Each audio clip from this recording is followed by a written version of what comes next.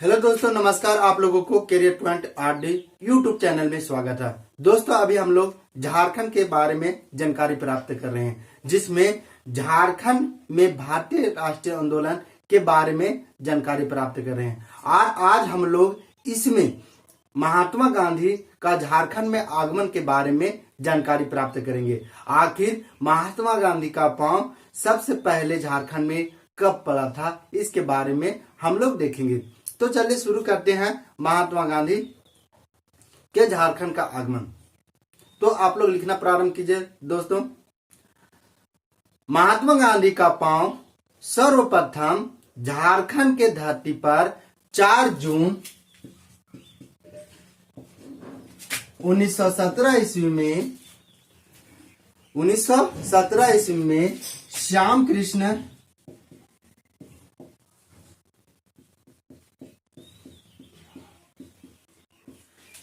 कृष्ण सहाय के निमंत्रण पर पड़ा था। यानी क्या किए थे महात्मा गांधी? कब आए थे झारखंड में? 4 जून 1917 ईस्वी में। किनके बुलाने पर आए थे? तो श्याम कृष्ण सहाय के बुलाने पर झारखंड आए थे। तो दोस्तों, यहाँ 2 क्वेश्चन है। अगर आपसे पूछा जाए कि बिहार में महात्मा गांधी को किनके द्वारा बुलाया गया था या किनके द्वारा बुलाने पर बिहार गए थे महात्मा गांधी, तो वहां होगा आपको राम कुमार शुक्ला। राम कुमार शुक्ला द्वारा बिहार में महात्मा गांधी को बुलाया था और झारखंड में श्याम कृष्ण सहाय द्वारा। कंफ्यूज न कर जाइएगा, आप लोग कंफ्यूज न कर जाइएगा। बिहार में कौन बुलाते हैं महात्मा गांधी के? तो राम कुमार शुक्ला। और झारखंड में श्याम कृष्ण सहाय के कहने पर झारखंड आते हैं। तो कब झारखंड के धरती पर आए हैं महात्मा गांधी? कई बार पूछा गया। 4 जून 1917 ईस्वी में झारखंड में आए थे महात्मा गांधी। अब आगे लिखे। महात्मा गांधी के साथ उनकी पत्नी कस्तूरबा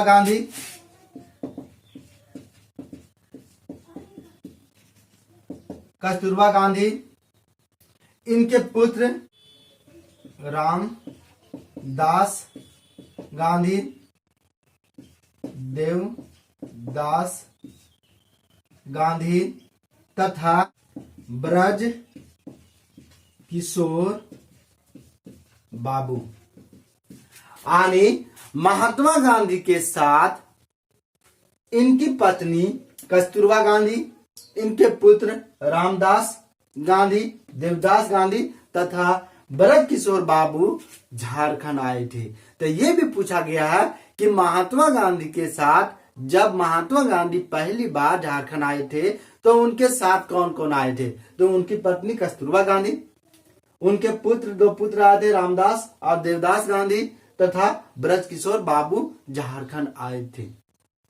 ये सभी झारखंड के रांची जिला में श्याम कृष्ण सहाय के घर ठहरे थे। यानी रात में कहा ठहरे थे? श्याम कृष्ण सहाय के घर में ठहरे थे। कौन? ये सभी महात्मा गांधी, कस्तूरबा गांधी, रामदास गांधी, देवदास गांधी और ब्रज किशोर बाबू, ये कहाँ ठहरे थे? तो श्याम कृष्ण सहाय के घर में ठहरे थे। तो ये भी पूछा जाता है कि झारखंड में सबसे पहले कहाँ आए थे? तो रांची में आए थे महात्मा गांधी। अब आगे लिखिएगा। महात्मा गांधी झारखंड में 21 दिनों तक, यानी यहाँ कितने दिनों तक रुके थे? 21 दिनों तक रुके थे महात्मा गांधी झारखंड में। तथा झारखंड से ही यानी रांची में ही महात्मा गांधी ने चंपारण सत्याग्रह आंदोलन का रूपरेखा तैयार किए थे। ये भी पूछा जाता है कि चंपारण सत्याग्रह का रूपरेखा कहाँ महात्मा गांधी ने तैयार किए थे या योजना कहाँ बनाए थे? तो कहाँ? रांची में ही बनाए थे। महात्मा गांधी ने रांची के लेफ्टिनेंट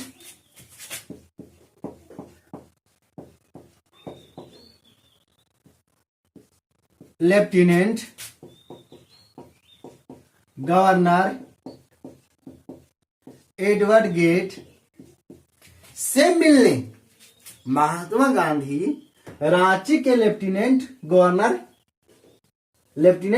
एडवर्ड गेट से मिलने मोतिहारी से चलकर रांची आए थे। यानी ये रांची में जिस समय गवर्नर गेट थे तो उनसे मिलने के लिए कहां से आए थे, तो मोतिहारी बिहार जिला, तो बिहार का जिला है मोतिहारी, वहां से ये आए थे, महात्मा गांधी ने आए थे। चंपारण सत्याग्रह आंदोलन में टाना भक्तों ने साथ दिया था, यानी महात्मा गांधी का साथ दिया था चंपारण सत्याग्रह आंदोलन में महात्मा गांधी का।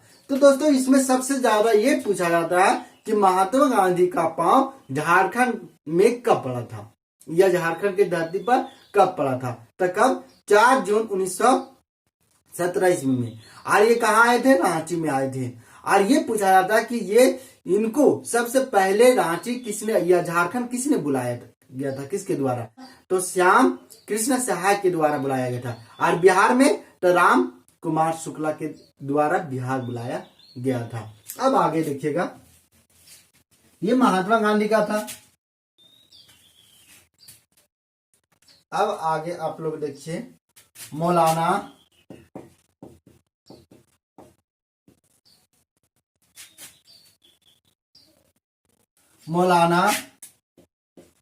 अबुल कलाम आजाद का झारखंड में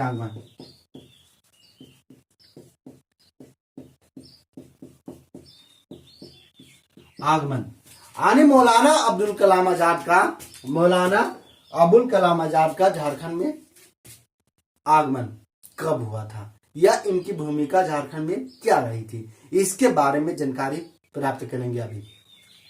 तो लिखिए, मौलाना अबुल कलाम आजाद को नजरबंद रखने के लिए 1916 ईस्वी में कोलकाता से झारखंड लाया गया था। कहां से, कोलकाता से झारखंड लाया गया था। अंग्रेजों द्वारा क्या किया गया था, इसे नजरबंद कर दिया गया था लोग कि ये अगर आप दिखें तो आपको गोली मार दिया जाएगा। इसके वजह से ये क्या किए कि ये आ गए थे, झारखंड लाया गया था इसको नजरबंद रखने के लिए। तो कब लाया गया था, तो 1916 ईस्वी में। कहां से, कोलकाता से झारखंड लाया गया था। आगे लिखिए, मौलाना अबुल कलाम आजाद झारखंड में सर्वप्रथम उन्हें रांची के मोरहाबादी मैदान में रखा गया था। कहां रखा गया था, रांची के मोरहाबादी मैदान में नजरबंद रखा गया था। आगे लिखिए, मौलाना अबुल कलाम आजाद 1916 से 1919 तक झारखंड में रहे तथा 27 दिसंबर 1919 ईस्वी में इन्हें मुक्त कर दिया गया। यानी जो नजरबंद कर रखने का प्रावधान था वो क्या कर दिया गया, मुक्त कर दिया गया इनको। तो ये पूछा जाता है कि मौलाना अबुल कलाम आजाद झारखंड में कब आए थे, कब तक रहे थे, तो 1916 में आए थे और 1919 तक रहे थे। यहाँ पर नजरबंद रखा गया था। अब आगे लिखिएगा, मौलाना अबुल कलाम आजाद ने झारखंड में 2 शिक्षण संस्थान की स्थापना की थी। कितने, 2 शिक्षण संस्थान की स्थापना की थी। कौन कौन, तो देखिए, पहला में अर्जुमंद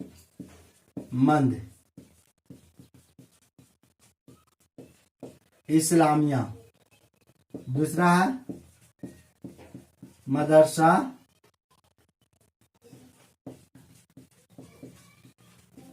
इस्लामिया। यानी ये 2 शिक्षण संस्थान की स्थापना किसके द्वारा रांची में किया गया है, तो किसके द्वारा, मौलाना अबुल कलाम आजाद के द्वारा। ये देश के प्रथम शिक्षा मंत्री थे मौलाना अबुल कलाम आजाद। तो देखिए, ये 2 शिक्षण संस्थान की स्थापना झारखंड में की है। कौन कौन, बहुत बार ये भी पूछा गया है, अर्जुमंद इस्लामिया और मदरसा इस्लामिया की स्थापना कौन किए हैं, तो मौलाना अबुल कलाम आजाद किए हैं। अब आगे लिखिएगा, मौलाना अबुल कलाम आजाद ने 2 समाचार पत्र प्रकाशित किए थे। कितने, 2 समाचार पत्र भी प्रकाशित किए। कौन कौन, तो देखिए,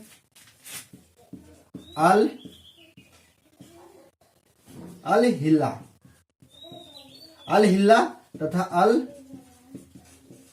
बिलाल और अल हिल्ला नामक समाचार पत्र इन्होंने जारी किया था। किनके द्वारा ये समाचार पत्र प्रकाशित किया गया? मौलाना अबुल कलाम आजाद के द्वारा, जिसमें भारत की स्वतंत्रता का प्रचार प्रसार किए थे इसके द्वारा। यानी इन समाचार पत्र के द्वारा मौलाना अबुल कलाम भारत में समाचार पत्र का क्या किए थे? प्रचार प्रसार किए थे। इस समाचार पत्र के द्वारा भारत की स्वतंत्रता के प्रचार प्रसार किए थे।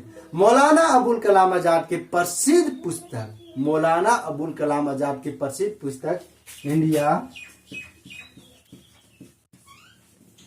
विंस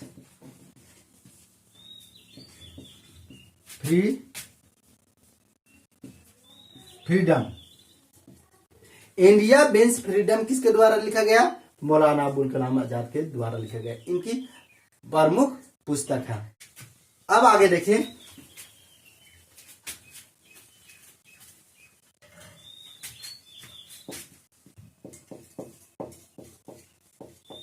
गुरुदेव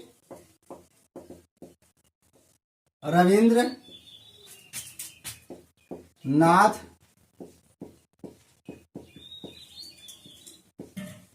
का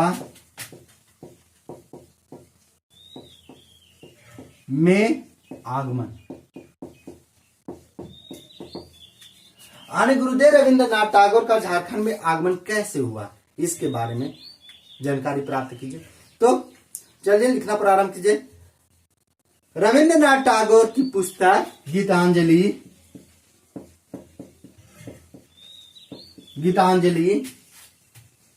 के कुछ अध्यायों का वर्णन रांची में किया गया था। आने रविंद्रनाथ टैगोर की गीतांजलि पुस्तक है, उसके कुछ अध्यायों का वर्णन कहाँ किया गया था? रांची में किया गया था।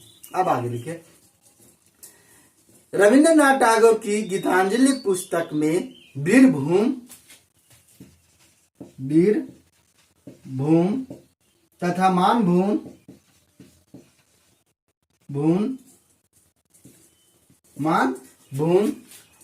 और झारखंड के प्राकृतिक संस्कृति की चिन्हित किया गया था। यानी इनकी पुस्तक गीतांजलि में रविंद्रनाथ टैगोर की गीतांजलि पुस्तक में झारखंड के वीरभूम मानभूम क्षेत्र है तथा झारखंड की प्राकृतिक संस्कृति के बारे में चिन्हित किया गया है। कहां पर किया गया है? किस पुस्तक में? गीतांजलि पुस्तक में। रविंद्रनाथ टैगोर के प्रवास मतलब एक दूसरे प्रवासी, दूसरे जगह जाना। तो रविंद्रनाथ टैगोर के प्रवास को याद रखने के लिए, रविंद्रनाथ टैगोर की प्रवास को याद रखने के लिए इन्होंने क्या किए थे कि यहाँ पर रांची में टैगोर हिल का स्थापना किया गया था। रांची में टैगोर हिल का स्थापना किया गया था। समझ गए नहीं? लोग इनकी याद में यहाँ टैगोर हिल का स्थापना किए थे या नामकरण किए थे। टैगोर हिल का नामकरण किया गया था इनके नाम पर ही। यानी टैगोर जलप्रपात दिया तो उनका ही नामकरण किया गया था यहाँ पर। अब आगे लिखे, रविंद्रनाथ टैगोर की गीतांजलि पुस्तक के लिए 1913 ईस्वी में, कब? 1913 ईस्वी में साहित्य का नोबेल पुरस्कार दिया गया था। आने रविंद्रनाथ टैगोर की किस पुस्तक के लिए? तो गीतांजलि पुस्तक के लिए इन्हें साहित्य का नोबेल पुरस्कार कब दिया गया था? 1913 ईस्वी में। रविंद्रनाथ टैगोर साहित्य का नोबेल पुरस्कार प्राप्त करने वाले प्रथम भारतीय ही नहीं बल्कि प्रथम एशियाई व्यक्ति थे। यानी एशिया में प्रथम बार इन्हीं को नोबेल पुरस्कार दिया गया था 1913 ईस्वी में। किस पुस्तक के लिए? गीतांजलि पुस्तक के लिए। गीतांजलि आगे लिखेगा, गीतांजलि पुस्तक से ही भारत के राष्ट्रीय गान जन गण मन लिया गया है। गीतांजलि पुस्तक से ही जन गण मन जो राष्ट्रीय गान है से किस पुस्तक से लिया गया? गीतांजलि पुस्तक से, रविंद्रनाथ टैगोर की गीतांजलि पुस्तक से ही लिया गया है। अब आगे लिखे, जन गण मन भारत में सर्वप्रथम 1911 में हुए कोलकाता अधिवेशन में गाया गया था। और कब गया था तो 1911 ईस्वी में कोलकाता अधिवेशन में जन गण मन को गाया गया था। अब आगे देखिए अगला असहयोग आंदोलन।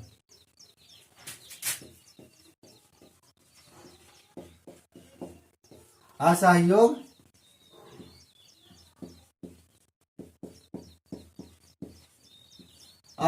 आंदोलन।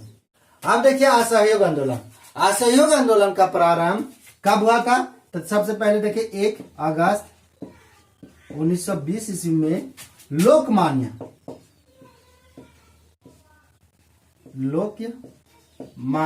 तिलक के मृत्यु के दिन प्रारंभ हुआ था। तो आप लोग लिखना प्रारंभ कीजिए असहयोग आंदोलन के बारे में। 1 अगस्त 1920 ईस्वी में लोकमान्य बाल गंगाधर तिलक के मृत्यु के दिन ही गांधी जी द्वारा असहयोग आंदोलन प्रारंभ किया गया था। कब? 1 अगस्त 1920 ईस्वी को असहयोग आंदोलन प्रारंभ किया गया था। किसके द्वारा? गांधी जी द्वारा। अब आगे लिखिएगा। इस आंदोलन में गांधी जी ने 2 प्रसिद्ध नारा दिए थे। इस आंदोलन में गांधी जी ने कितने नारा दिए थे? 2 प्रसिद्ध नारा दिए थे। कौन कौन? बहुत बार पूछा गया है। तो देखिए कौन कौन से नारा दिए थे इन्होंने। तो इन्होंने नारा दिए थे, एक वर्ष में स्वराज, एक वर्ष में स्वराज, और दूसरा हिंदू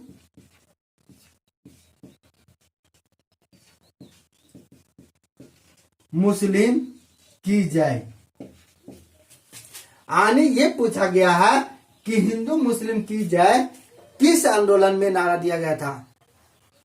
तो असहयोग आंदोलन में। किसके द्वारा? महात्मा गांधी द्वारा। और एक वर्ष में स्वराज की नारा किस आंदोलन में दिया गया था नारा? तो ये भी आपका असहयोग आंदोलन में दिया गया। अब आगे लिखेगा, गांधी जी ने संपूर्ण भारत में अखिल भारतीय स्तर पर पहली बार सत्याग्रह का प्रयोग असहयोग आंदोलन में किए थे। समझ गए ना? ये पूछा गया है कि पहली बार गांधी जी कब सत्याग्रह आंदोलन का प्रयोग संपूर्ण भारत यानी अखिल भारतीय स्तर पर किए थे। तो किस आंदोलन में? तो ये असहयोग आंदोलन में। समझ रहे हैं ना? तो गांधी जी ने संपूर्ण भारत में अखिल भारतीय स्तर पर पहली बार सत्याग्रह का प्रयोग असहयोग आंदोलन में किए थे। अब आगे लिखिए, गांधी जी असहयोग आंदोलन के दौरान झारखंड आए थे। यानी असहयोग आंदोलन के दौरान फिर झारखंड एक बार गांधी जी आ रहे हैं। पहली बार कब आए थे? तो 1917 ईस्वी में, यानी 4 जून 1917 ईस्वी में। दूसरी बार कब आ रहे हैं? असहयोग आंदोलन के समय गांधी जी आए थे। और ये रांची में भीमराव बंशीधर धर्मशाला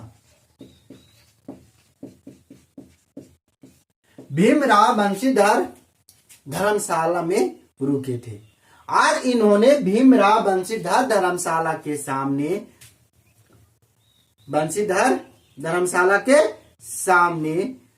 इंग्लैंड के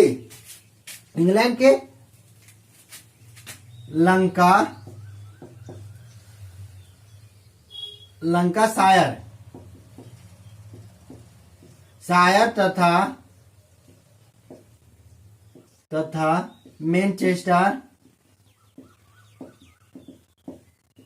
मैनचेस्टर मिल के बने कपड़ों को होलिका जलाई। ध्यान रहे, क्या बोल रहा जा रहा है कि जब ये झारखंड आए महात्मा गांधी दूसरी बार कब? असहयोग आंदोलन में। तो इन्होंने रांची के भीमराव बंशीधर धर्मशाला के सामने इंग्लैंड के बने ये लंका शायर तथा मैनचेस्टर मिल के बने कपड़े को होलिका जलाई और इन्होंने खादी पहनने का संकल्प लिया। यानी खादी कपड़ा पहनने का संकल्प लिया। तो देखिए मैनचेस्टर है से एक इंग्लैंड में स्थान का नाम है और वहां कपड़ा बनाया जाता है। तो इसीलिए भारत का मैनचेस्टर अहमदाबाद को कहा जाता है। किसे कहा जाता है? अहमदाबाद। कहा कि सबसे ज्यादा वहां कपड़े, सूती कपड़े का प्रयोग किया जाता है अहमदाबाद में। इसी की वजह से ये मैनचेस्टर, भारत का मैनचेस्टर किसे कहा जाता? अहमदाबाद, यानी कपड़ा बनाया जाता। और उसी तरह से वहां एक मिल है इंग्लैंड में, उस जगह का नाम है मैनचेस्टर, इसीलिए उसे मैनचेस्टर मिल के नाम पर ही भारत के अहमदाबाद को मैनचेस्टर कहा जाता है। अब आगे लिखिए, देखिए, बिहार स्टूडेंट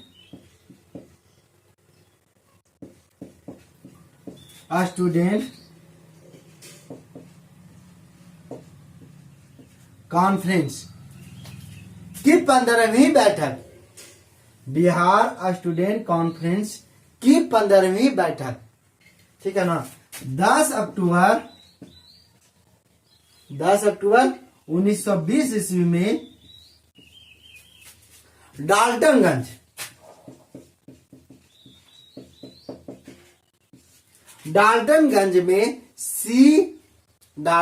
में सी आर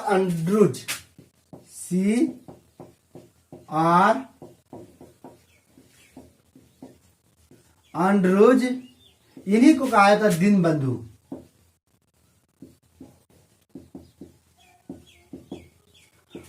सी आर अंडरूज की अध्यक्षता में की गई थी। कौन सी बैठक? बिहार स्टूडेंट कॉन्फ्रेंस की 15वीं बैठक। 15वीं बैठक।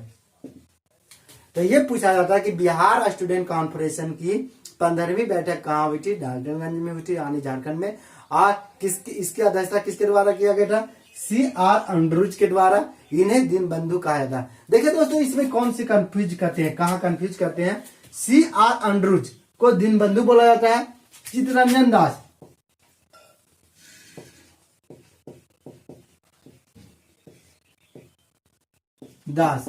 इन्हें बोला जाता है देशबंधु। क्या बोला जाता है? देशबंधु। और राजेंद्र प्रसाद,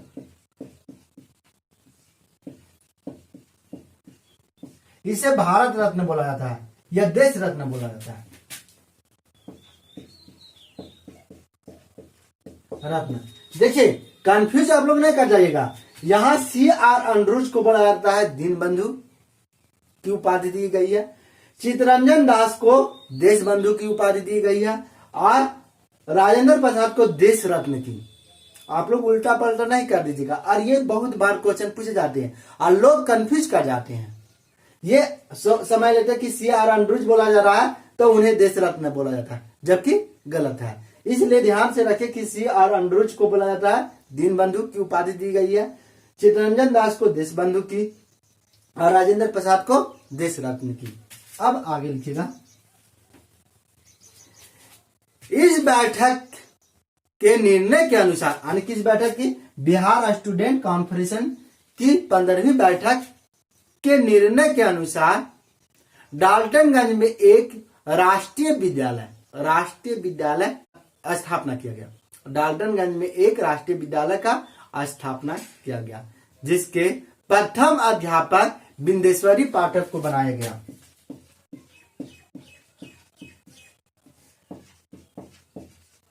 पाठक को बनाया गया। किसे बनाया गया?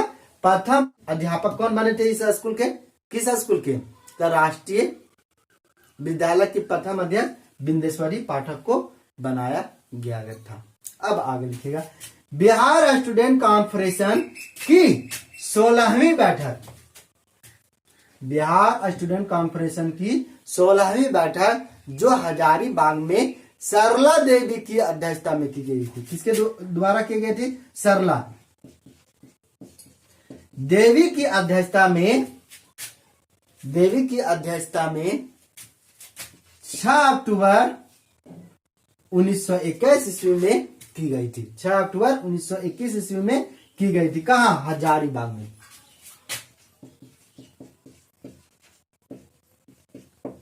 तो देखिए, ये बोला गया कि बिहार स्टूडेंट कॉन्फ्रेंस की 16वीं बैठक हजारीबाग में 6 अक्टूबर 1921 ईस्वी में सरला देवी की अध्यक्षता में की। अब आगे लिखे, गिरिडीह में असहयोग आंदोलन का नेतृत्व बाबू बजरंग सहाय द्वारा किया गया था। गिरिडीह में असहयोग आंदोलन का नेतृत्व किसके द्वारा किया गया था? बाबू बजरंग सहाय के द्वारा किया गया था। अब आगे लिखिए, असहयोग आंदोलन के दौरान बाबू नारायण सहाय, असहयोग आंदोलन के दौरान बाबू नारायण सहाय जो हजारीबाग से तथा पलामू से शेख साहब ने अपनी औकालत को त्याग कर असहयोग आंदोलन में भाग लिए थे। यानी बाबू नारायण सहाय हजारीबाग से जो वकील से वकालत करते थे और शेख साहब जो पलामू से वकालत करते थे, वो दोनों क्या कहिए कि अपना पेशा को त्याग कर असहयोग आंदोलन में भाग लिए थे।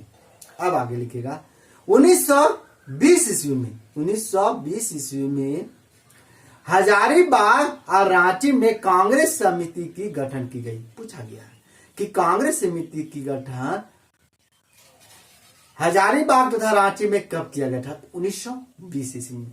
अब आगे लिखेगा, 1922 ईस्वी में अंग्रेजों द्वारा साहेबगंज जिला को, झारखंड के साहेबगंज जिला को अशांत घोषित कर दिया गया था। यानी साहेबगंज को अशांत घोषित किसके द्वारा कर दिया गया था? अंग्रेजों द्वारा। अब आगे लिखेगा, असहयोग आंदोलन के समय पहाड़ी जनजातियों ने इसमें महत्वपूर्ण भूमिका निभाई थी। असहयोग आंदोलन को फैलाए थे, उसमें महत्वपूर्ण भूमिका पहाड़ी जनजाति का रहा था। पहाड़ी जनजातियों के प्रसिद्ध नेता जबड़ा पहाड़िया। कौन? जबड़ा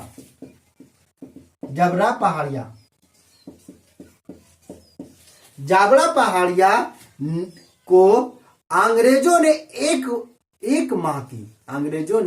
एक माह की श्रम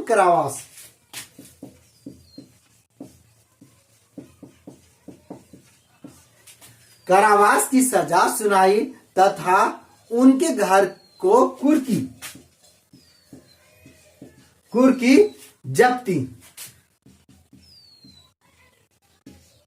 भी कर दी। यानी अंग्रेजों ने क्या किया कि जब ये असहयोग आंदोलन में पहाड़ी जनजाति ने महत्वपूर्ण भूमिका निभा रहे थे, तो इसके प्रमुख नेता थे कौन? जबड़ा पहाड़िया। पहाड़ी जनजाति के जो असहयोग आंदोलन में भाग लिए थे, तो अंग्रेजों ने क्या किया कि इनको 1 माह की श्रम कारावास दे दी और इनकी कुर्की जब्त कर ली। यानी घर की कुर्की जब्त मतलब होता है घर की, कि देखते होंगे कि अभी भी पुलिस लोग आते हैं तो नहीं कहा जाता कि उसका घर का कुर्की जब्त होगी। यानी दरवाजा, खटिया, काठ उठ सब पुलिस अधिकार करके ले जाएगी, आदेश हो जाएगा कोर्ट द्वारा। और उससे क्या क्या दिया गया कि उसका घर का पूरा जितना भी सामान है सब पुलिस ले जाएगी। उसी को बोला जाता है कुर्की जब्ती। अब आगे लिखेगा, 5 फरवरी 1922 ईस्वी में चोरी कांड के बाद, कब? 5 फरवरी 1922 ईस्वी में चोरी कांड के बाद असहयोग आंदोलन को स्थगित कर दिया गया। यानी महात्मा गांधी द्वारा असहयोग आंदोलन को वापस ले लिया गया। तो असहयोग आंदोलन की शुरुआत कब हुई थी? तो 1 अगस्त 1920 ईस्वी में। किनके मृत्यु के दिन? तो लोकमान्य बाल गंगाधर तिलक के मृत्यु के दिन ही असहयोग आंदोलन की शुरुआत की गई थी। तो दोस्तों, ये हम लोग पढ़ रहे हैं झारखंड में असहयोग आंदोलन का क्या क्या भूमिका रहा, भारतीय इतिहास में देखेंगे। तो दोस्तों, आज यहीं तक। हम अगले क्लास में आप लोगों को स्वराज पार्टी का प्रभाव झारखंड में क्या रहा, स्वराज पार्टी का गठन कब हुआ था, आज इससे झारखंड में क्या प्रभाव रहा था स्वराज पार्टी के, इसके बारे में अगले क्लास में हम लोग देखेंगे। दोस्तों, अगर आप लोग को ये झारखंड हमारे साथ पढ़ने में अच्छा लगता होगा तो लाइक या कमेंट जरूर करें। और दोस्तों, अगर आप लोग को हमारा वीडियो अच्छा लगता होगा तो लाइक शेयर एंड सब्सक्राइब जरूर करें। थैंक यू दोस्तों।